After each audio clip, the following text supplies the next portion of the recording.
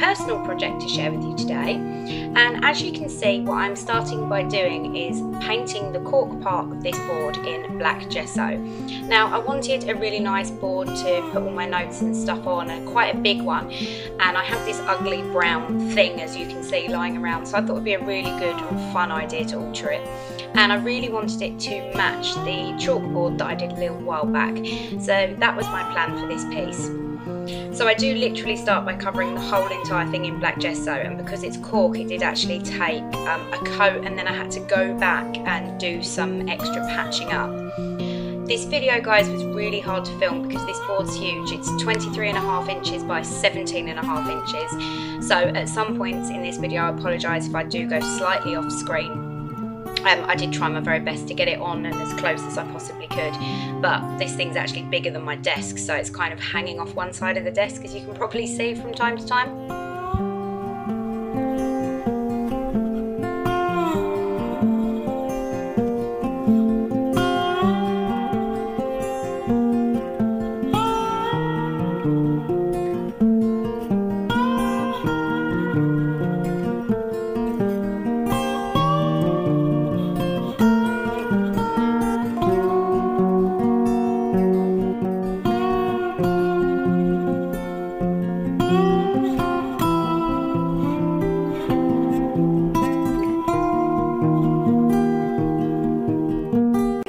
Now I'm happy with the black effect I've got. I am using some white gesso to go around and paint the entire frame, and I actually end up doing 2 coats of white gesso.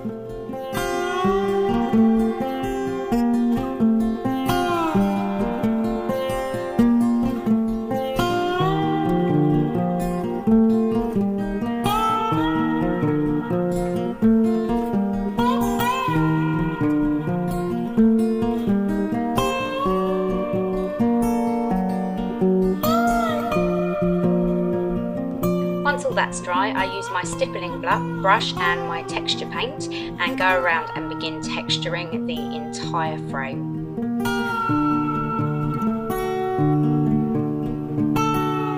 The texture doesn't show up too well here, but it shows a lot better at the still photos at the end, and there are lots of still photos at the end to give you some more close-ups and stuff because of the size of this piece. But I tried to put my texture paint on quite thick, and I used that stippling brush just to give it even more texture.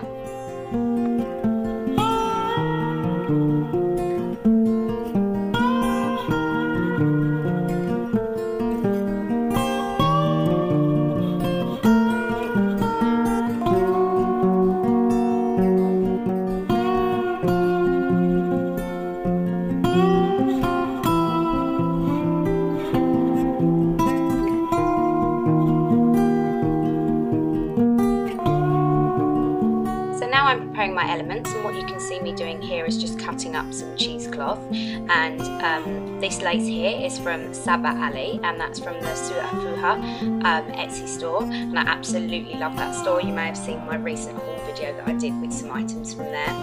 And here I'm just laying the cheesecloth onto the board to try and work out whereabouts I want it to go, and then I think I actually go ahead and adhere that down with Fabri-Tac.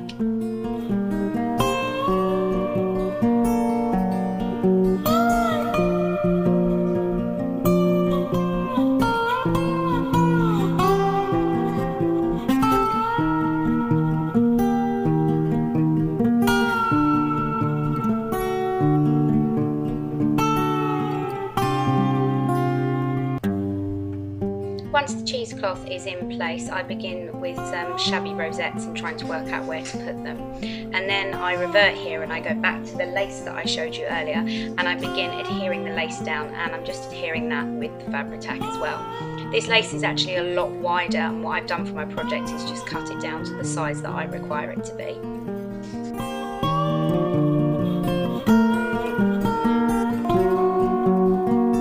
So now I've just flipped round to the other corner, and like I said, because it's so big, just to get this in frame, and I'm also sticking a matching piece of lace in the other corner.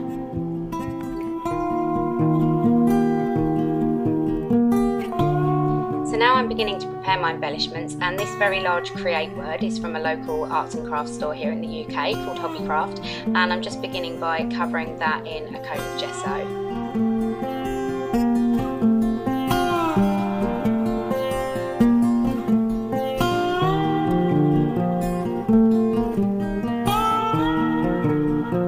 The love word that you can see here is from Michael's and a good friend of mine, Jen. She sent that to me. Thank you very much, Jen. And I'm doing the same with that, just covering that in a coat of gesso.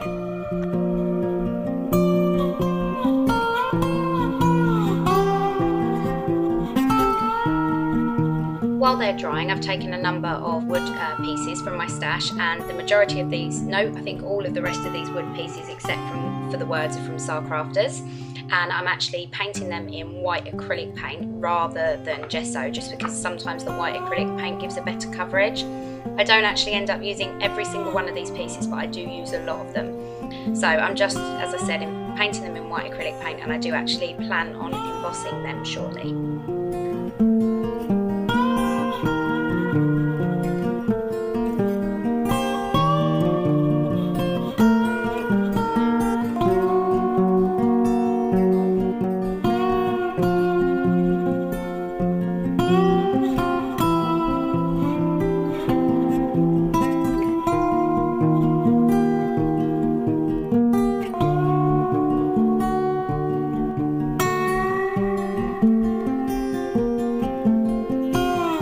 So here I'm using a big script stamp from Indigo Blue, and I'm using some black StazOn ink, and what I'm doing is just stamping that script stamp all over both the word create and the word love. And then I go in with my embossing powder, and this is just a clear with sparkle, and this is a Wow embossing powder, and I emboss a nice sparkly effect over the top of both of those words, and this looks absolutely stunning when it's done. Then I begin grabbing my other wood pieces that I painted earlier, and I emboss them in white, and that's just a matte white, and that's by Personal Impressions.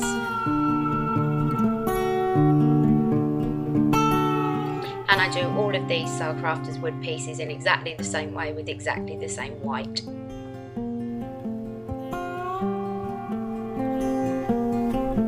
For this piece I use an embossing pen rather than the pad directly, so that I can still get the word dream to stand out.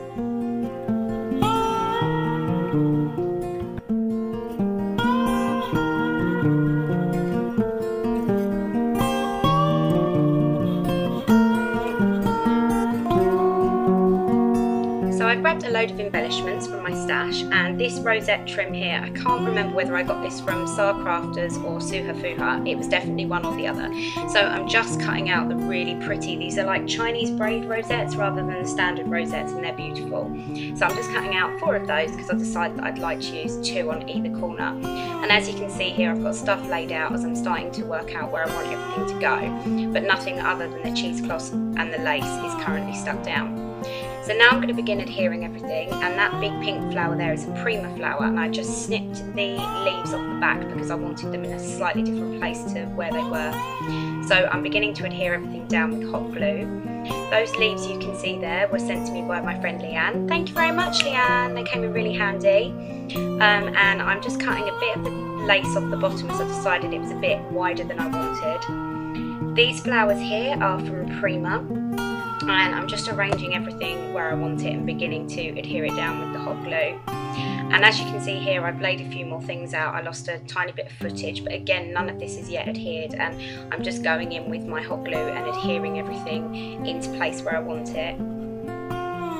The wood piece that I'm adhering now, I actually adhere down with Fabri-Tac as it's a bit less messy than the hot glue. So a lot of these flowers are from Prima, and a lot of them are from my stash, and they're Wild Orchid Craft flowers. So the idea is to keep the tones very, very shabby chic and to have sort of pinks and some light browns and stuff.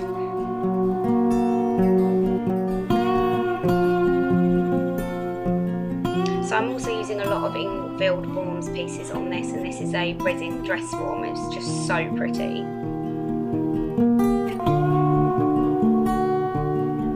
So there you can just see me adhering the word dream that we did earlier to the bottom that we embossed earlier.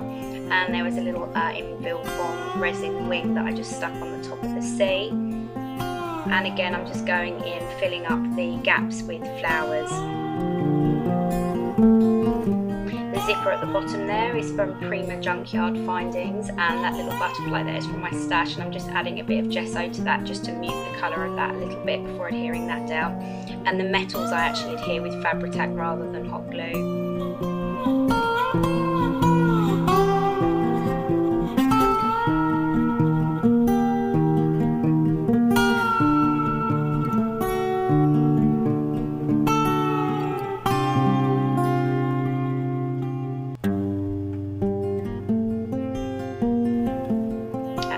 Prima light bulb that I've just stuck on there, and then there is the telephone wood piece that we embossed earlier from Sar Crafters.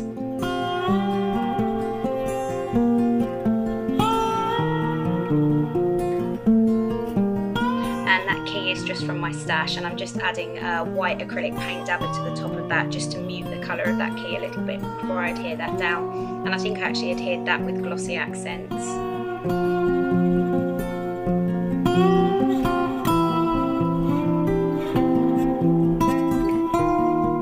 Now I'm using the leftover tulle that I cut the rosette trims out of, and I'm just cutting it into little pieces and then tying a knot in the middle, and then I'm sticking it in random places around like my arrangement that I've got going on here, just to give some added texture. And as you can see, that wing, the Prima resin wing at the bottom, I actually moved that off of camera as well. So what I'm doing here is just adding some little lacy bits of texture here and there to the project.